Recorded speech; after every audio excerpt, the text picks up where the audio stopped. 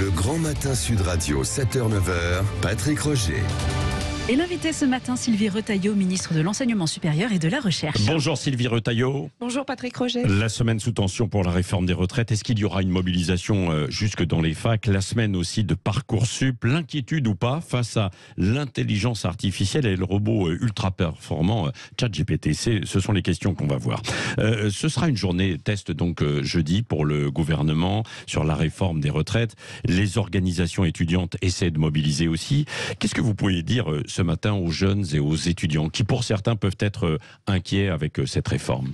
Alors, ce que l'on veut dire aux étudiants par rapport à cette réforme des retraites, c'est que et quand on écoute aussi certains jeunes et les étudiants, c'est que une des premières peurs, c'est de ne pas avoir droit à cette retraite, de pouvoir, je dirais, aller dans le monde du travail, cotiser en tant qu'actif toute leur vie, et au final, après 40 ans, 43 ans de carrière, finalement ne plus avoir droit. C'est pas quelque chose de nouveau, hein. Déjà, à mon époque, on disait, oui, de toute façon, la retraite, on n'y aura pas droit. Et je pense qu'il faut leur dire que cette réforme des retraites, c'est justement pour qu'ils puissent avoir droit et préparer l'avenir. Mais il peut y avoir une forme d'angoisse, parce qu'aujourd'hui, on multiplie les études supérieures.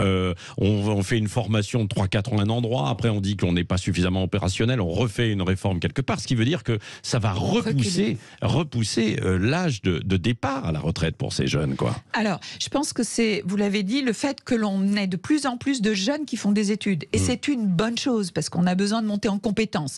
Le fait que le nombre d'années en études, et donc dans leur entrée de la vie active, est plus longue. À un moment donné, on voit bien aussi que ça correspond à cette nécessité, et que ce que le Conseil d'orientation des retraites a envisagé de se le fait qu'il y a ce déficit qui se creuse et qui augmente, lié à ça. C'est-à-dire qu'on vit plus tard, ça aussi c'est une bonne chose, et on rentre plus tard dans la vie active, les jeunes ont accès à l'enseignement supérieur plus. On se forme, mais aussi c'est parce qu'on a un problème d'orientation également aussi aujourd'hui. Alors, je pense que l'orientation aujourd'hui, c'est aussi le droit de se tromper.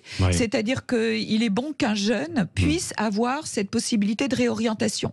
Et nous, en enseignement supérieur, on accompagne aussi parce que ces points de réorientation, comme ces points de reconversion, quand on est dans la vie active, on va l'accompagner en développant la formation tout au long de la vie. C'est-à-dire que c'est un projet cohérent et on a besoin de continuer à se former, même en sortant des études, justement pour trouver du boulot après 55 ans, après 58 ans, et là on a un rôle à jouer. Oui, donc est-ce qu'il y a un possible, pour revenir à ma question, un possible blocage des facs jeudi et puis dans les semaines qui vont suivre? Alors nous, on est aujourd'hui à regarder effectivement l'inquiétude, vous l'avez parlé, des jeunes, de pouvoir continuer à discuter avec eux, de leur expliquer aussi le sens de cette réforme. Je pense que c'est important de pouvoir continuer à échanger et puis d'exprimer effectivement comment nous intervenons pour participer finalement à cette réforme des retraites qui en particulier aussi fait pour eux. Difficile pour vous de dire s'il y aura blocage ou pas, mais est-ce que vous pensez qu'il peut y avoir une instrumentalisation de certains syndicats étudiants?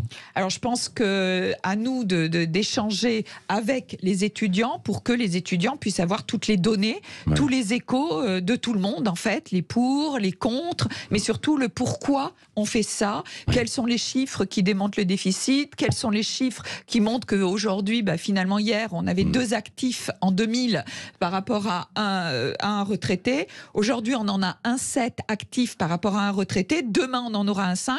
Et je pense que nos jeunes et nos étudiants, c'est des choses qui vont leur parler et pour lesquelles ils vont pouvoir comprendre l'évolution et le besoin de cette réforme des retraites. Donc, pas de crainte de blocage? Alors, vous savez, on surveille, on regarde, on écoute, on discute, et puis on va voir un petit peu les évolutions. Oui, autre sujet dans l'actualité, aujourd'hui, le coût de la vie pour les étudiants.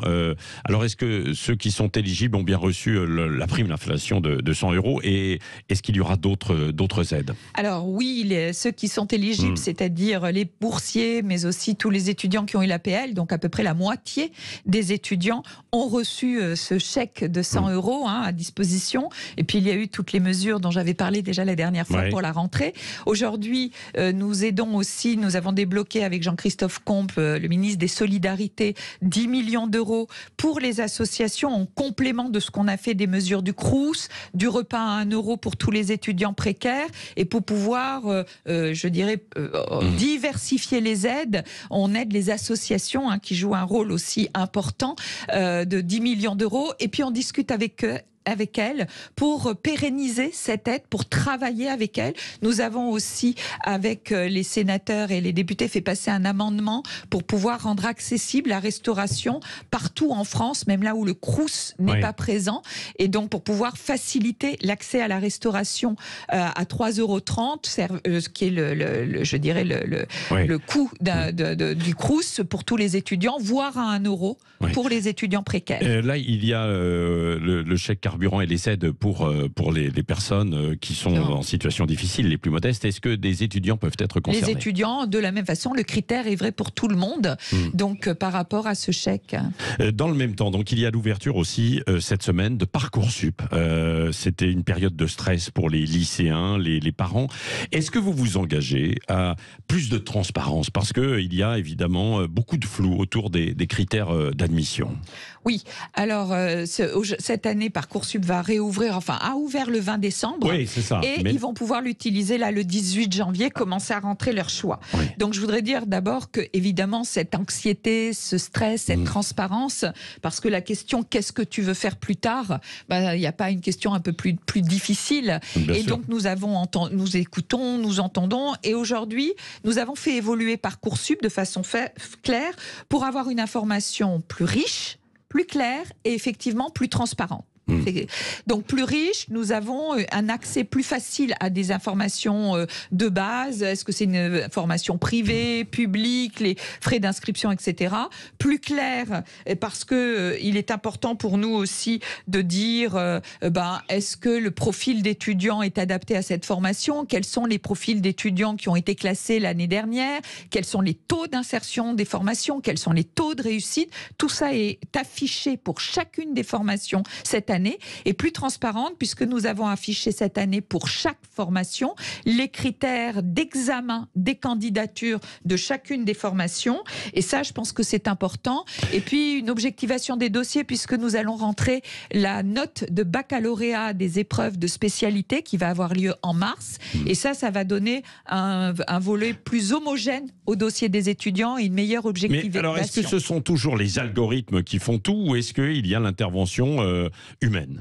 Alors déjà, merci de la question, parce que non, ce n'est pas les algorithmes qui font tout. Oui. Parcoursup est une plateforme d'aide pour les dépôts de candidatures, le traitement des candidatures, mais il y a un algorithme qui est à l'aide à la décision, qui est plus ou moins d'ailleurs utilisé par les enseignants-chercheurs du supérieur, et ce sont bien des commissions, ce sont bien de l'humain et des enseignants-chercheurs du supérieur, des enseignants qui décident, qui examinent les candidatures. Et alors dans ce cadre-là, est-ce qu'il y a toujours une forme de sélection en fonction des lycées d'où l'on vient? Alors, c'est ce côté fonction des lycées d'où l'on vient. Cette année, le fait de prendre en compte cette note de bac des études, des épreuves spécialisées, va permettre justement de minimiser cet impact qui officiellement n'y est pas. Sur les dossiers, n'y est pas. Après, c'est une information qui est dans le dossier. Et donc, nous avons cherché à rendre beaucoup plus homogène, d'avoir une objectivation plus forte des dossiers. Et cette note du baccalauréat, des épreuves spécialisées, va y parvenir. On disait que les notes et les moyennes ne sont pas forcément équivalentes, évidemment, en fonction des établissements. Certains surnotent et puis d'autres sont beaucoup plus sévères. C'est pour ça que c'était important de redonner un petit peu la place du baccalauréat dans le dossier Parcoursup dès le début des examens des candidatures, ce que nous avons fait cette année avec le ministre de l'Éducation nationale, avec Pape Ndiaye. C'est pour ça que c'est important de rentrer beaucoup plus de clarté sur les critères d'examen des candidatures, de transparence, pour que chaque formation puisse exprimer vraiment comment ils regardent les dossiers, quels sont les profils d'étudiants qui ont plus de chances de réussite dans cette formation, et tout ça a été vraiment amélioré cette année sur Parcoursup. Vous avez lancé aussi un autre Parcoursup, celui du master. Il y a les mêmes craintes également? Alors sur le master, c'est une plateforme aujourd'hui qui permet de déposer toutes les candidatures à toutes les offres de Pasteur avec une candidature unique. Donc ça évite les étudiants d'envoyer les dossiers par la poste, de déposer plusieurs dossiers. Il y a un calendrier unique qui permet aux étudiants de savoir quand ils auront leur réponse et donc quand eux aussi devront répondre. Et il n'y a aucun algorithme ni d'aide à la décision. Aucun algorithme n'est associé à cette plateforme Mon Master. Les procédures d'examen des candidatures restent exactement les mêmes qu'avant. Oui. À propos d'algorithmes, alors il y a ce qui agite un petit peu le monde étudiant et pas seulement, et les enseignants, c'est ce nouveau robot ultra performant qui s'appelle ChatGPT. Est-ce que on dit qu'il pourrait y avoir de la triche de certains étudiants et élèves, etc., parce que il peut rédiger à votre place et il est ultra performant. Et quels moyens ont les professeurs éventuellement de rétablir les choses? Alors ce ChatGPT, effectivement, qui est assez performant, n'est pas quelque chose de nouveau. Je pense que quand il y a eu l'apparition d'Internet, des moteurs de recherche, de Google, le pas a été beaucoup plus fort de l'accès à l'information et de cette gestion. Et vous savez, aujourd'hui, effectivement, il y a d'abord les outils évoluent en parallèle au niveau de détection des fraudes. Vient de sortir l'outil parallèle pour la détection de ChatGPT qui est GPT-0 pour aider à cette détection. Et puis je crois que rien ne vaut l'humain.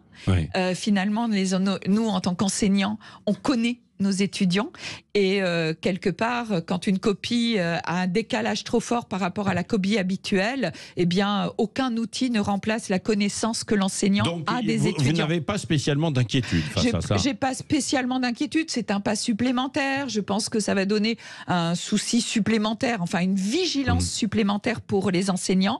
Mais je sais qu'ils notamment sur les devoirs à la maison, quoi. Mais sur les devoirs à la maison, vous savez, quand c'était à la maison, rien n'empêchait de faire rédiger par quelqu'un d'autre ou de se faire aider.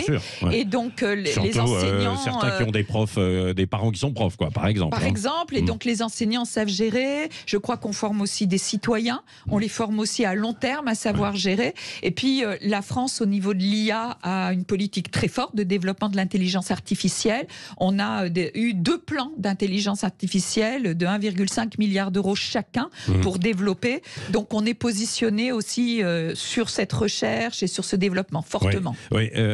Sylvie Retailleau, vous êtes ministre de l'Enseignement supérieur et de la Recherche. Est-ce que l'écriture inclusive et les pronoms tels que Yel ont leur place à l'université? Il y a eu un exemple encore récemment à Sciences Po Lyon, par exemple. Alors, je voudrais dire 2 choses. La première, c'est que la notion d'écriture, l'utilisation de l'écriture inclusive a été cadrée dans une circulaire sous Édouard Philippe en 2017, qui demande que dans des textes officiels, les textes publiés au journal officiel par exemple, il n'y ait pas d'utilisation de l'écriture inclusive. Donc pour tout ce qui est statutaire, tout statut officiel, etc. Donc c'est cadré, on a une circulaire claire. De l'autre côté, moi je fais confiance aux établissements, il y a une autonomie des établissements pour gérer que ce soit l'écriture inclusive, mais tous les axes de, je dirais, développement, égalité homme-femme. Et ça, c'est un point important que nous soutenons dans leur globalité, avec l'attractivité des métiers, par exemple, aux sciences pour les jeunes filles. C'est un point sur lequel nous travaillons énormément. Je pense que les actions contre la lutte contre les violences sexuelles et sexistes. Donc il y a énormément d'actions très concrètes que le ministère soutient, et dans l'autonomie des universités, cette mise en œuvre de ces actions. Mais est-ce que vous êtes contre le wokisme qui gagne certaines universités? Alors, je pense que, premièrement, aujourd'hui, il est à l'heure de rendre les universités, je dirais, un environnement plus serein pour pouvoir faire travailler nos étudiants, pour pouvoir réaliser nos missions, et donc de ne pas relancer des polémiques, mais plutôt accompagner dans la réalisation de leurs missions nos établissements, nos universités, dans un cadre, effectivement, dans lequel les étudiants peuvent s'épanouir. Tous les étudiants peuvent s'épanouir dans toutes les disciplines. Et ça, c'est important. Il y a eu la semaine dernière une affaire de harcèlement qui a conduit au suicide d'un jeune, c'est un ado, donc évidemment on n'est pas dans l'enseignement supérieur là, et la recherche, mais tout de même, est-ce que vous avez des mesures à prendre, vous allez en prendre sur les violences sexistes et sexuelles qui peuvent exister et le harcèlement d'une façon générale? Alors d'abord je voudrais présenter toutes mes condoléances, non seulement à la famille bien sûr de Lucas, mais aussi aux camarades de Lucas dans ce drame.